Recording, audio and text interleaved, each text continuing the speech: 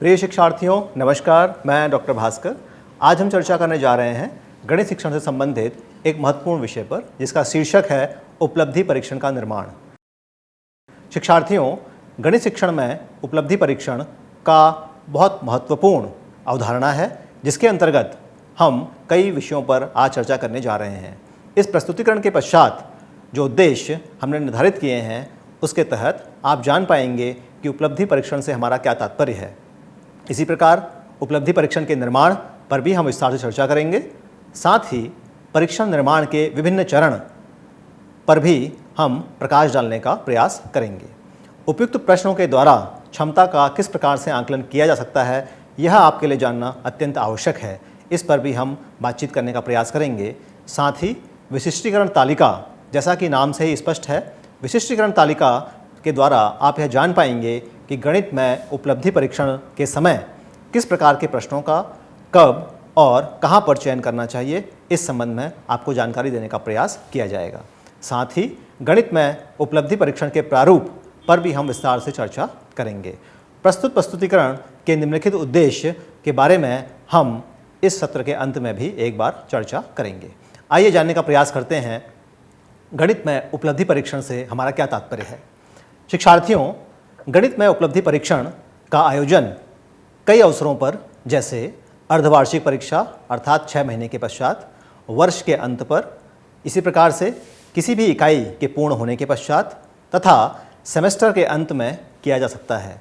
यहाँ पर ध्यान देने वाला तथ्य यह है कि उपलब्धि परीक्षण में आप उन्हीं इकाइयों को शामिल करेंगे जिनका आपके द्वारा गणित की कक्षा में शिक्षण कार्य पूरा किया जा चुका है। प्रिय शिक्षार्थियों, उपलब्धि परीक्षण के उद्देश्य को जानना एक गणित अध्यापक के लिए उतना ही आवश्यक है जितना गणित में शिक्षण एवं अधिगम प्रक्रिया को आगे बढ़ाना। उपलब्धि परीक्षण के द्वारा विद्यार्थियों के योजनागत अधिगम के बारे में स्पष्ट जानकारी प्राप्त होती है। अधिगम स्तर को रेखांकित करने के लिए भी उपलब्धि परीक्षण तैयार किया जाता है। साथ ही शिक्षक एवं विद्यार्थियों को प्रतिपुष्टि अर्थात फीडबैक देने के लिए भी उपलब्धि परीक्षण एक महत्वपूर्ण उपकरण माना जाता है। अधिगमकर्ताओं की पहचान में भी उपलब्धि परीक्षण कई मायने में सहायक साबित होता है। साथ ही उपलब्धि परीक्षण का एक अन्य मुख्य उद्देश्य है ग्रेडिंग करने हेतु। आइए इन सब पर हम विस्तार पूर्वक चर्चा करते हैं। प्रिय शिक्षार्थियों, उपलब्धि परीक्षण करते समय हम निम्नलिखित 2 वर्गों का इस्तेमाल कर सकते हैं, जिसमें से प्रथम है शिक्षक निर्मित परीक्षण एवं दूसरा है मानकीकृत परीक्षण।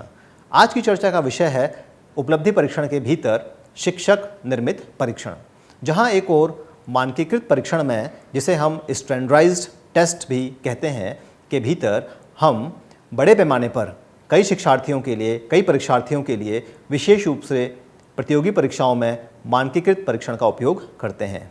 वहीं दूसरी ओर किसी इकाई के अंत में या कक्ष में अपने विद्यार्थियों के ज्ञान को, उनके द्वारा सीखे गए संपत्तियों की जांच के लिए किस उपलब्धि स्तर पर हमारे विद्यार्थी हैं, इन चीज़ों को समझने के लिए गणित के शिक्षक द्वारा परीक्षण तैयार किया जाता है। आज की चर्चा में हमें शिक्षक निर्मित परीक्षण के बारे में विस्तार से समझने का प्रयास करना है। जैसा कि आप चित्र में देख सकते हैं, शिक्षक निर्मित परीक्षण के भीतर कई प्रकार के प्रश्नों का उपयोग किया जाता है। प्रश्नों के उपयोग से हमारा तात्पर्य है परीक्षण, मौखिक, लिखित अथवा प्रयोगात्मक। यह भी एक रोचक तथ्य है कि गणित एक ऐसा विषय माना जाता है जिसमें लिखित कार्य अधिक होता है, परंतु इसका कदाचित यह तात्पर्य नहीं है कि मौखिक एवं प्रयोगात्मक कार्य गणित में नहीं है। गणित में मौखिक, लिखित एवं प्रयोगात्मक तीनों ही प्रकार के परीक्षण संबंधी प्रश्न पूछे जा सकते हैं। यहाँ पर लिखित परीक्षण के कुछ प्रकार आपके सामने प्रस्तुत हैं, जिसमें से 3 मुख्य हैं। दीर्घ उत्तरीय प्रश्न, जिसे हम लॉन्ग आंसर टाइप या ऐसे टाइप क्वेश्चंस भी कहते हैं। इसके अतिरिक्त लघु उत्तरीय, जिसे हम शॉर्ट आंसर टाइप क्वेश्चंस कहते हैं। साथ ही बहुविकल्पीय, जिसे हम मल्टीपल चॉइस क्वेश्चंस भी कहते हैं। यहाँ पर ध्यान रखने वाला तथ्य यह है कि परीक्षण तैयार करते समय आपके द्वारा पढ़ाई गई इकाइयों का एवं विद्यार्थियों के स्तर के साथ साथ अन्य कुछ महत्वपूर्ण तथ्यों को ध्यान में रखना है। आइए हम एक एक करके इन सभी तथ्यों को समझने का प्रयास करते हैं। शिक्षार्थियों, उपलब्धि परीक्षण का निर्माण एक चरणात्मक प्रक्रिया है, जिसमें मुख्य रूप से 4 चरण अंतर्निहित हैं। इन 4 चरणों का आपस में बड़ा घनिष्ठ संबंध है। संबंध से हमारा तात्पर्य यह है कि चरण 1 की पूर्ति के पश्चात हम चरण 2 में, चरण 2 की पूर्ति के पश्चात चरण 3 में एवं चरण 3 की पूर्ति के पश्चात अंतिम चरण अर्थात चरण 4 में पहुंचते हैं। चरण 1 उपलब्धि परीक्षण के निर्माण में चरण 1 को परीक्षण की योजना के नाम से जाना जाता है। जैसा कि नाम से ही स्पष्ट है, गणित शिक्षक के द्वारा परीक्षण की योजना यदि निश्चित उद्देश्यों तो परीक्षण को तैयार करना आसान सिद्ध होता है। पहले चरण परीक्षण की योजना के पश्चात हम पहुंचते हैं चरण 2 में, रूपरेखा का निर्माण करना। रूपरेखा का निर्माण करना भी अत्यंत महत्वपूर्ण चरण है। चरण 3 जिसमें परीक्षण पदों का निर्माण किया जाता है, यहाँ पर आप देखेंगे कि इस प्रस्तुतिकरण में किस प्रकार से विभिन्न परीक्षण पदों का उपयोग कर एक गणित का उपलब्धि परीक्षण तैयार किया गया है। चरण 4 में आप देख सकते हैं हमारे पास 3 मुख्य पद हैं, जिसमें पूर्व परीक्षण, अंकन कुंजी का निर्माण एवं मूल्यांकन के संबंध में हम चर्चा करेंगे। आइए हम इन समस्त चरणों को एक एक करके समझने का प्रयास करें। चरण 1 के अंतर्गत सर्वप्रथम इकाइयों का विश्लेषण।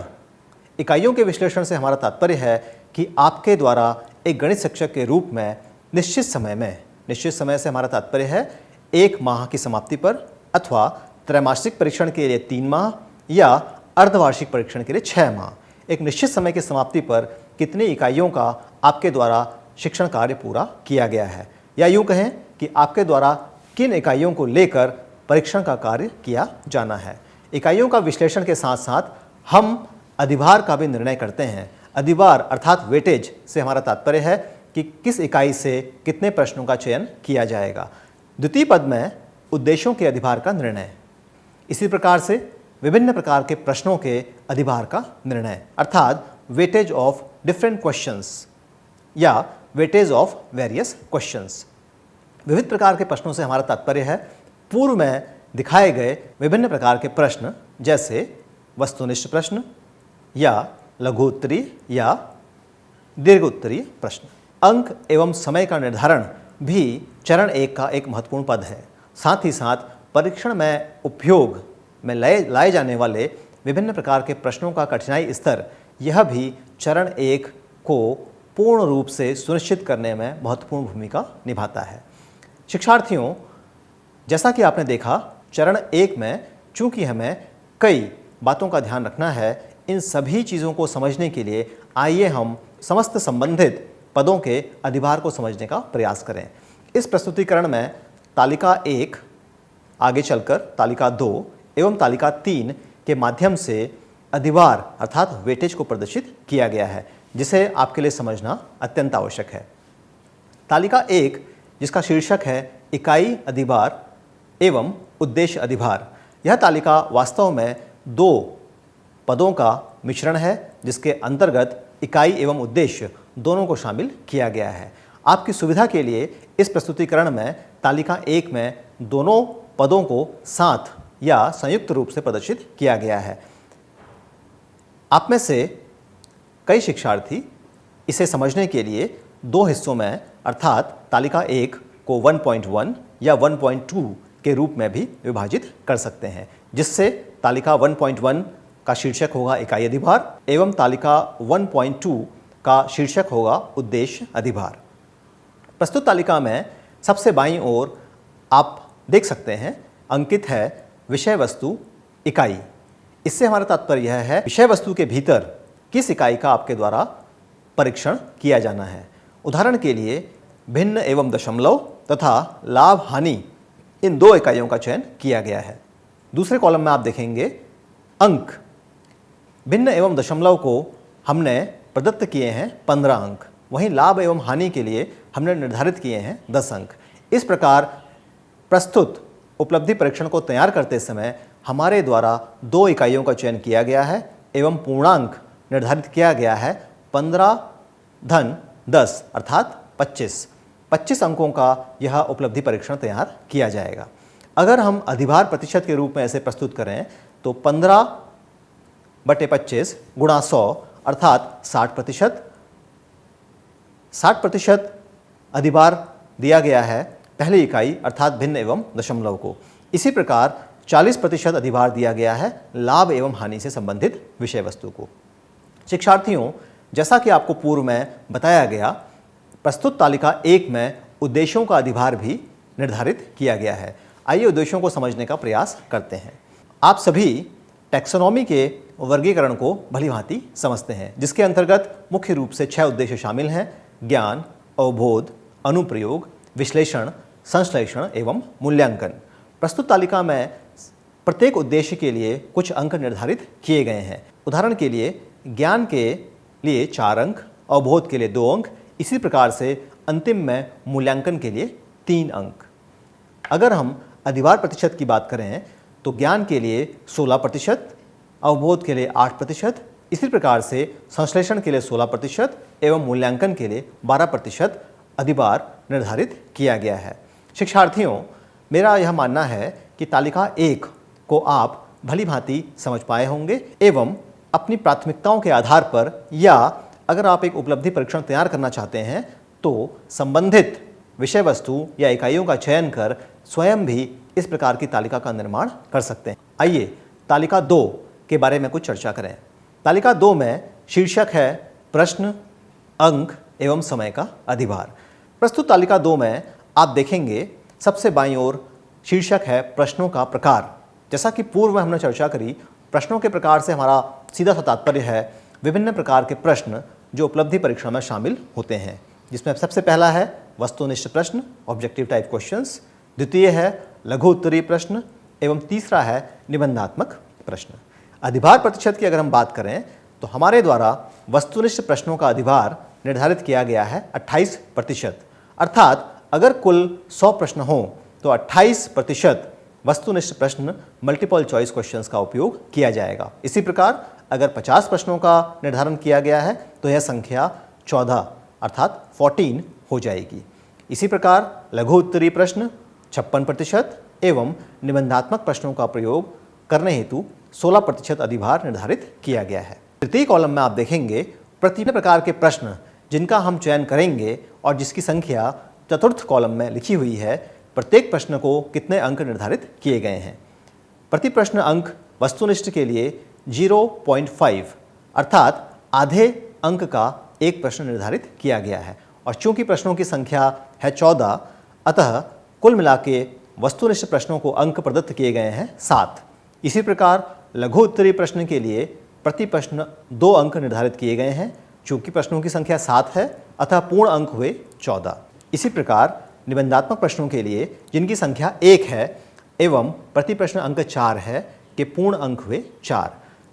5वें कॉलम में दिए गए सभी अंकों का जोड़ करने पर आप पाएंगे इस उपलब्धि परीक्षण का पूर्णांक है 25 एवं प्रश्नों की कुल संख्या है 22। आगे 6ठे कॉलम में आप देखेंगे प्रतिशत। अंकों के प्रतिशत से हमारा तात्पर्य यह है कि वस्तुनिष्ठ प्रश्न हेतु निर्धारित अंक, लघु उत्तरीय एवं निबंधात्मक प्रश्न हेतु निर्धारित किए गए अंकों का कितना प्रतिशत उपयोग किया गया है। यह एक साधारण गणना है जिसमें आप पाएंगे कि वस्तुनिष्ठ प्रश्नों को 28% अंक प्रदान किए गए हैं। इसी प्रकार लघु उत्तरीय प्रश्नों को 56% एवं निबंधात्मक प्रश्नों को 16% अंक प्रदान किए गए हैं। वस्तुनिष्ठ प्रश्न हेतु प्रत्येक प्रश्न के लिए 1 मिनट का समय निर्धारित किया गया है। चूंकि प्रश्नों की कुल संख्या 14 है, अतः कुल समय मिनट हुआ 14। इसी प्रकार लघु उत्तरीय प्रश्न हेतु प्रत्येक प्रश्न के लिए 5 मिनट का समय निर्धारित किया गया है। प्रश्नों की कुल संख्या 7, अतः कुल समय हुआ 35 मिनट। अंत में निबंधात्मक प्रश्न हेतु प्रत्येक प्रश्न के लिए 11 मिनट का समय निर्धारित किया गया है। चूंकि प्रश्नों की कुल संख्या 1 है, अतः कुल समय हुआ 11 मिनट। शिक्षार्थियों, कुल समय मिनट जो अंतिम कॉलम में प्रदर्शित किया गया है एवं जिसका कुल योग आप 60 मिनट देख सकते हैं, से हमारा तात्पर्य है कि 1 घंटे या 60 मिनट के इस उपलब्धि परीक्षण में 22 प्रश्न शामिल हैं, जिसमें 14 प्रश्न वस्तुनिष्ठ, 7 प्रश्न लघु उत्तरीय एवं 1 प्रश्न निबंधात्मक प्रकृति का है। एवं प्रत्येक प्रश्न हेतु अंकों के बारे में भी हम पूर्व में ही चर्चा कर चुके हैं। आइए अब हम एक और महत्वपूर्ण तालिका अर्थात तालिका 3 को समझने का प्रयास करते हैं। तालिका 3 का शीर्षक है कठिनाई स्तर का अधिभार। प्रस्तुत तालिका के द्वारा आपको यह स्पष्ट होगा कि यहाँ पर 3 कठिनाई स्तर अर्थात सरल, औसत एवं कठिन का चयन किया गया है, जिस हेतु निर्धारित अंक सरल के लिए 5, औसत प्रश्नों के लिए 15 एवं कठिन प्रश्नों के लिए 5 अंक निर्धारित किए गए हैं। कुल अंक 25, जिसका अगर हम प्रतिशत अधिभार निकालें तो सरल प्रश्नों का प्रतिशत है 20, औसत 60% प्रश्न एवं बचे हुए 20% में कठिन प्रश्नों को शामिल किया गया है। प्रिय शिक्षार्थियों, तालिका 1, तालिका 2 एवं तालिका 3 के माध्यम से आप चरण 1, जिसे उपलब्धि परीक्षण की योजना कहा जाता है, को आसानी से समझ सकते हैं एवं अभ्यास के द्वारा दूसरे आंकड़ों का इस्तेमाल कर उपलब्धि परीक्षण के पहले चरण को भली भांति समझ सकते हैं। आइए अब हम आगे बढ़ते हैं और समझने का प्रयास करते हैं चरण 2 को। प्रिय शिक्षार्थियों, चरण 2 उपलब्धि परीक्षण को एक आधार प्रदान करता है, जिसमें आपको कुछ तथ्यों को जानना अत्यंत आवश्यक है। मूलतः उपलब्धि परीक्षण निर्माण में चरण 2 एक त्रिविमीय चार्ट के रूप में प्रदर्शित किया जाता है, जो आपको यह जानकारी देता है कि विविध प्रकार के पदों का, विभिन्न इकाइयों के अंकों एवं उसके विभाजन तथा संबंधित उद्देश्य को किस प्रकार से प्रदर्शित करना है। इसी प्रकार से अंकों का अधिभार तथा सबसे महत्वपूर्ण ब्लूप्रिंट, जिसे हम नीलपत्र भी कहते हैं, का विकास इसी चरण 2 के अंतर्गत किया जाता है। आइए चरण 2 को समझने का प्रयास किया जाए। शिक्षार्थियों, अब आपके सामने प्रस्तुत है एक विशिष्टीकरण तालिका, जिसे हम टेबल ऑफ स्पेसिफिकेशन या ब्लूप्रिंट के नाम से भी जानते हैं।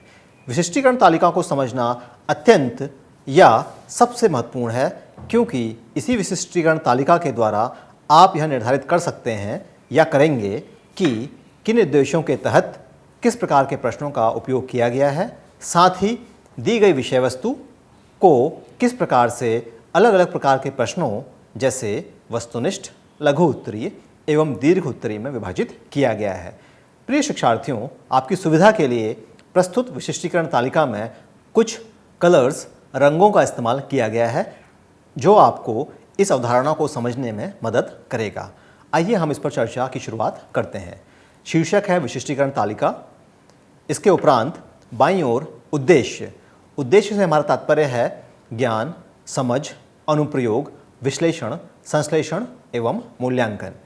प्रस्तुत 6 उद्देश्यों के तहत किस प्रकार से विशिष्टीकरण तालिका में अलग अलग तथ्यों को, अलग अलग आंकड़ों को प्रस्तुत किया जाना है एवं किस प्रकार से उनसे सूचना प्राप्त की जा सकती है, यह विशिष्टीकरण तालिका आपको उसके बारे में स्पष्ट जानकारी प्रदान करता है। प्रश्नों के प्रकार, जिसे नीले कलर से प्रदर्शित किया गया है, जिसके आगे आप देख सकते हैं व, ल एवं दी, जिसका पूरा पर्याय है वस्तुनिष्ठ प्रश्न, लघु उत्तरीय प्रश्न एवं दीर्घ उत्तरीय प्रश्न। इस प्रकार नीले रंग से प्रदर्शित वस्तुनिष्ठ, लघु उत्तरीय एवं दीर्घ उत्तरीय प्रश्न आपको यह समझने का अवसर प्रदान करेंगे कि प्रत्येक उद्देश्य के तहत किस प्रकार के प्रश्नों का उपयोग किया गया है। विषय वस्तु, जिसमें हमारे द्वारा इस विशिष्टीकरण तालिका को तैयार करने के लिए विषय वस्तु का चयन किया गया है संख्या रेखा एवं भिन्न का। ज्ञान के तहत वस्तुनिष्ठ कॉलम में आप देखेंगे 2 एवं इसके नीचे कोष्टक के अंदर पुनः 2 अंकित किया गया है। शिक्षार्थियों, सारणी के सबसे निचले हिस्से में आप देख सकते हैं एक महत्वपूर्ण नोट, जिसमें लिखा है कोष्टक के भीतर की संख्या प्रश्नों की संख्या को अंकित करती है। यह अत्यंत महत्वपूर्ण है, चूँकि यह संख्या कोष्टक के भीतर जो प्रदर्शित की गई है, यह प्रश्नों की संख्या को बताती है एवं कोष्टक के बाहर लिखी हुई संख्या अंकों को प्रदर्शित करती है। उदाहरण के लिए ज्ञान के वस्तुनिष्ठ कॉलम में संख्या रेखा के सामने लिखे हुए कोष्टक के भीतर 2 से हमारा तात्पर्य है वस्तुनिष्ठ प्रकार के 2 प्रश्न तैयार किए गए हैं संख्या रेखा में ज्ञान की अवधारणा की जांच करने के लिए, जिसमें से प्रत्येक प्रश्न 1 अंक का है, अर्थात कुल अंक हुए 2। इसी प्रकार ज्ञान में भिन्न की इकाई के लिए, भिन्न की विषय वस्तु के लिए 3 वस्तुनिष्ठ प्रश्न जो कि कोष्टक में 3 के द्वारा प्रदर्शित किए गए हैं एवं चूंकि प्रत्येक प्रश्न 1 अंक का है अतः कुल अंक हुए 3। 2 एवं 3 कुल मिलाकर हुए 5। अर्थात संख्या रेखा एवं भिन्न इन 2 इकाइयों में ज्ञान के उद्देश्य को लेकर 5 वस्तुनिष्ठ प्रश्न तैयार किए गए हैं। आइए इसी प्रकार से हम अगले कॉलम अर्थात समझ में दिए गए अंकों एवं उससे संबंधित जानकारी को समझने का प्रयास करते हैं। समझ के भीतर वस्तुनिष्ठ प्रश्न संख्या रेखा के सामने तैयार किए गए हैं 3, जिसमें से चूंकि प्रत्येक प्रश्न 1 अंक का है अतः कुल अंक हुए 3। इसी प्रकार भिन्न हेतु 1 प्रश्न 1 अंक का, कुल मिला के 4 प्रश्न वस्तुनिष्ठ प्रकृति के समझ के उद्देश्य के लिए तैयार किए गए हैं। इसी प्रकार से अनुप्रयोग कॉलम में विश्लेषण, संश्लेषण एवं मूल्यांकन में आप देख सकते हैं कि निर्धारित विषय वस्तु संख्या रेखा एवं भिन्न के लिए किस किस प्रकार के प्रश्न, यथा यदि लघु उत्तरीय है या दीर्घ उत्तरीय है तो उसी तरीके से प्रश्नों एवं अंकों का विभाजन या प्रदर्शन प्रस्तुत विशिष्टीकरण तालिका में किया गया है। शिक्षार्थियों, पूरी विशिष्टीकरण तालिका को समझने के उपरांत आप यह समझ पाएंगे कि जहां एक ओर सारणी के ऊपरी हिस्से में प्रश्न प्रकार जिसे नीले रंग से प्रदर्शित किया गया है, यह आपको सूचना देता है कि वस्तुनिष्ठ प्रश्नों की संख्या है 10, लघु उत्तरीय प्रश्नों की संख्या है 8 एवं दीर्घ उत्तरीय प्रश्नों की संख्या है 2। अर्थात इस विशिष्टीकरण तालिका से यह निष्कर्ष निकलता है कि कुल मिलाकर 20 प्रश्नों का उपयोग 2 विषय वस्तु अर्थात संख्या रेखा एवं भिन्न संबंधी उपलब्धि परीक्षण को तैयार करने के लिए किया गया है। एवं अंकों संबंधी विशिष्टीकरण की अगर हम बात करें तो आप पाएंगे कि कुल मिलाकर 40 अंकों का यह प्रश्न पत्र तैयार किया गया है। इस प्रकार से विशिष्टीकरण तालिका को समझने के उपरांत आप यह जान पाएंगे कि विभिन्न प्रकार के उद्देश्यों तथा दी गई विषय वस्तु के लिए किस प्रकार के प्रश्न का उपयोग करना है एवं प्रत्येक प्रश्न हेतु कोष्ठक के भीतर एवं कोष्ठक के बाहर दिए गए अंक एवं कुल अंक को निर्धारित करना है। विशिष्टीकरण तालिका को समझना इसलिए भी महत्वपूर्ण है क्योंकि अध्यापक निर्मित उपलब्धि परीक्षण में विशिष्टीकरण तालिका आपको यह सूचना देता है कि किस प्रकार के प्रश्नों को उपलब्धि परीक्षण में शामिल किया गया है। यह भी सूचना प्रदान करता है कि अलग अलग प्रश्नों का इस्तेमाल कर किस उद्देश्य का मूल्यांकन गणित उपलब्धि परीक्षण के द्वारा किया जाएगा। शिक्षार्थियों, चरण 3 में हम आगे चर्चा करेंगे परीक्षण हेतु प्रश्नों की उपयोगिता पर, साथ ही साथ परीक्षण निर्माता के विषय ज्ञान पर। जैसा कि आपको स्पष्ट है, प्रश्नों की उपयोगिता एवं विषय ज्ञान का उपलब्धि परीक्षण तैयार करते समय बहुत महत्वपूर्ण भूमिका होती है। परीक्षण पदों के गुण जैसे स्पष्टता एवं उद्देश्यों के साथ उनकी अनुरूपता। उदाहरण के लिए, यदि गणित शिक्षण करते समय त्रिकोणमिति में या ज्यामिति में आपके द्वारा एक प्रकरण या कोई प्रश्न हल कराया जा रहा है, या यूँ कहें कि आपके द्वारा बीजगणित या अंकगणित में मान लिया जाए कोई महत्वपूर्ण प्रकरण पढ़ाया जाता है, तो उन्हीं प्रश्नों के साथ उद्देश्यों की अनुरूपता आपके द्वारा निर्धारित की जानी चाहिए। पूर्व में भी हम चर्चा कर चुके हैं कि विभिन्न प्रकार के प्रश्नों यथा लघु उत्तरीय, दीर्घ उत्तरीय एवं वस्तुनिष्ठ प्रश्नों का उपयोग परीक्षण तैयार करने के लिए किया जा सकता है। चरण 3 में कुछ अन्य तथ्य जो आपके लिए महत्वपूर्ण हैं, उसमें से अगला है अलग अलग प्रकार के प्रश्नों के गुण और दोष, जिसके बारे में आप सभी भली भांति परिचित हैं। इसी प्रकार से प्रश्नों का कठिनाई स्तर, जिस पर हमने विस्तार से चर्चा करी, साथ ही साथ कई अवसरों पर गणित अध्यापक के द्वारा प्रश्न बैंक, जिसमें पूर्व से ही कुछ प्रश्न उपलब्ध होते हैं, का एक संदर्भ के रूप में उपयोग किया जा सकता है। आइए अब हम बात करते हैं चरण 4 की, जो उपलब्धि परीक्षण तैयार करने का अंतिम चरण है, परंतु सबसे महत्वपूर्ण भी है। चरण 4 में इसके पूर्व चरण अर्थात चरण 3 में निर्मित किए गए परीक्षण पदों की गुणवत्ता का आंकलन किया जा सकता है। शिक्षार्थियों, आप सभी जानते हैं गुणवत्तापूर्ण शिक्षण अधिगम हेतु गुणवत्तापूर्ण परीक्षण एवं गुणवत्तापूर्ण प्रश्नों का होना अत्यंत आवश्यक है। प्रश्न यह है कि गुणवत्ता का निर्धारण कैसे किया जाए। इस हेतु आपको परीक्षण की विश्वसनीयता, इसकी वैधता तथा उपयोगिता, साथ ही साथ जिस प्रकार के प्रश्न हैं उसी प्रकार का उत्तर, जिसे हम यथा प्रश्न तथा उत्तर भी कहते हैं को समझना होगा। इससे हमारा तात्पर्य यह भी है कि वस्तुनिष्ठ प्रश्न यदि दिए गए हैं तो प्रत्येक वस्तुनिष्ठ प्रश्न का मात्र एक ही उत्तर सही एवं सटीक होना चाहिए। इसी प्रकार से लघु उत्तरीय प्रश्न एवं दीर्घ उत्तरीय प्रश्न के लिए न केवल विषय वस्तु की जांच आपके द्वारा प्रश्नों के माध्यम से की जानी चाहिए, वरन प्रश्नों के सही उत्तर को भी पहचानना आवश्यक है। कुछ ऐसे पदों को हटाना आवश्यक हो जाता है जिसमें कुछ दोष है या फिर वे अस्पष्ट रूप से तैयार किए गए हैं। साथ ही साथ क्या प्रश्नों में विभेदीकरण की क्षमता है अथवा नहीं, यह भी निर्धारित करना अत्यंत आवश्यक है। एवं अंतिम चरण की अगर हम चर्चा करें तो चरण 4 के अंतिम पद में है अंतिम निर्णय एवं अंकन कुंजी का निर्माण। इस प्रकार से आप देख सकते हैं कि 4 चरणों का क्रमशः चरण 1, 2, 3 एवं 4 का उपयोग कर अनुसरण कर आप गणित में एक अच्छे उपलब्धि परीक्षण का निर्माण कर सकते हैं। प्रिय शिक्षार्थियों, यहाँ यह तथ्य भी ध्यान रखने योग्य है कि इस प्रस्तुतिकरण में आपकी सुविधा के लिए कुछ आंकड़ों का इस्तेमाल कर विशिष्टीकरण तालिका एवं उसके पूर्व तालिका 1, 2 एवं 3 का निर्माण किया गया है।